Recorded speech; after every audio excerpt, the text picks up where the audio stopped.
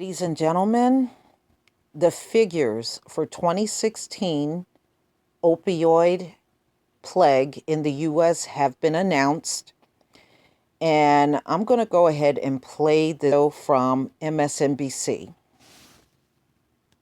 Today, we've got startling new figures out this morning on the opioid crisis and its impact. The National Center for Health Statistics reports there were more than 63,600 drug overdose deaths in the United States in 2016, not even 2017. Of the 63,600, 42,249 involved opioids. That is 2/3 of all drug-related deaths. In addition, the 28% increase in opioid deaths from the previous year. Because of that, the average life expectancy in the United States dropped for the second straight year. You see the numbers there on life expectancy, 78.6 in 2016, down from 78.7 in 2015, which is a big point drop from 78.9 in 2014. Joining me live is former Democratic Congressman Patrick Kennedy. He's a member of the President's Commission on Combating Drug Addiction and the Opioid Crisis. Former Congressman, good to see you. Alarming, disturbing numbers. 2/3 of all drug overdose deaths were opioid-related deaths, and opioid-related deaths increased 28% in a year. I would have thought that by 2016 we were starting to move in the right direction on this. Ollie, this isn't news. For anyone paying attention, this has been going on for years. What is news is that everyone's taking a victory lap on the tax cut while we have this epidemic on our hands that requires an emergency response. And yet we can give $1.5 trillion in tax cuts, and yet we're only spending $500 million a year to address a crisis that's taking more lives, much more than what we ever lost during the height of the AIDS epidemic, when we were spending $24 billion a year. For the AIDS epidemic, we're only spending $500 million a year. Ollie, you cannot make this up. Right. It is startling. So people who tell me about what the problems are, how you actually address this on the ground, tell me that part of the problem is we don't have an infrastructure that necessarily deals with this, and that the healthcare infrastructure was sort of part of why this problem developed. So what are we looking to do? Where should, if we could triple the money that we spend on this or quadruple it, where would it go? How would it actually stop these deaths? Because the CDC report indicates that overdose deaths were up by double digits for all age groups, from 15 to 24 at the bottom to 65 and older. First, Ollie, let me just say, we know what to do. I've been at this for a long time. I've talked to all the experts. I just want to reassure the public watching this. We have the answers. The thing that's missing, Ollie, is the political will to address this. Okay?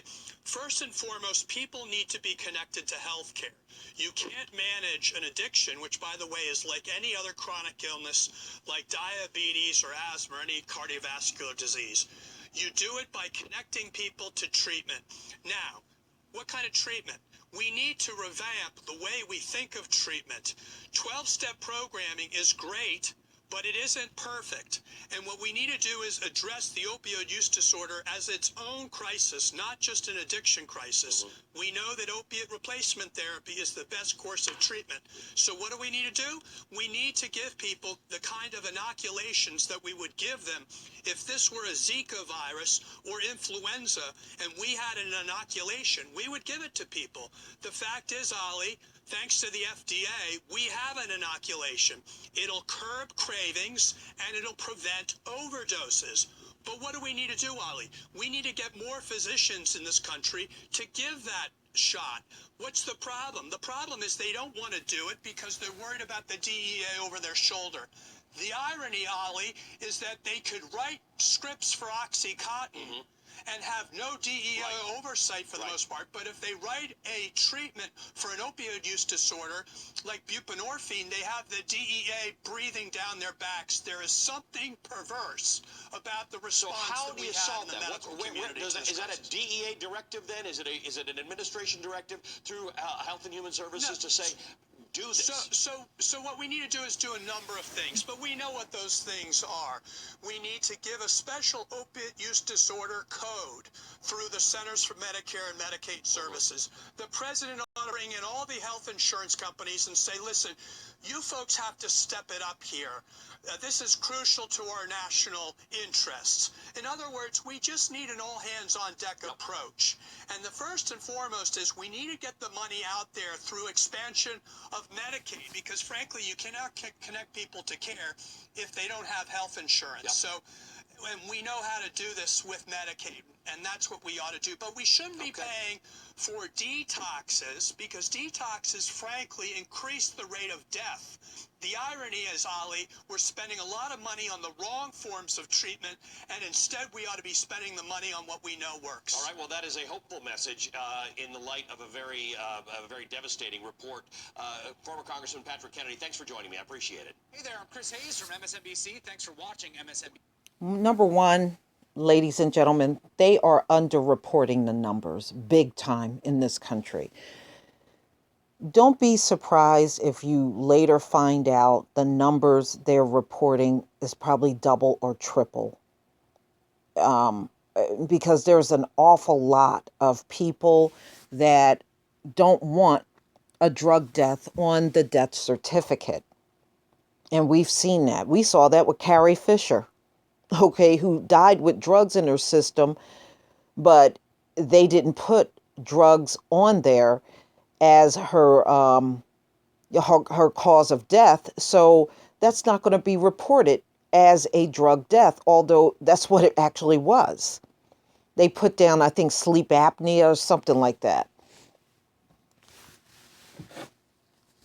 So anyway, this thing is really bad. This is really, really bad. This has been something that we have never, ever seen before in America. There's been addictions before, but usually they linger for a while and disappear. This one, it's just not going anywhere. It is going strong, and you're talking about something that started in the 90s, and we are nearly in 2018, and it is just going stronger than ever. To be honest with you, because something like this has never, ever happened at this large, wide scale in America, I think they seriously don't know what to do. They don't know what to do at this point. And you're talking about millions of people. This thing has spiraled so far out of control. They seriously don't know what to do. And just throwing money at it without a plan. This is where you are today. This is where you are. It just go to show you what was he talking about, 500 billion? And it's not even putting a dent in the addiction that's going on. It's not the answer. And quite frankly, how do you plan something out when you got millions of people involved that you literally have no control over? Well, we will see. I just think that 2018 is going to be another record-breaking year. But see, we won't know the numbers for 2017 until the end of 2018. It's always a year behind. And I've heard anywhere from 72,000 to 74,000 that they predicted passed away in 2017.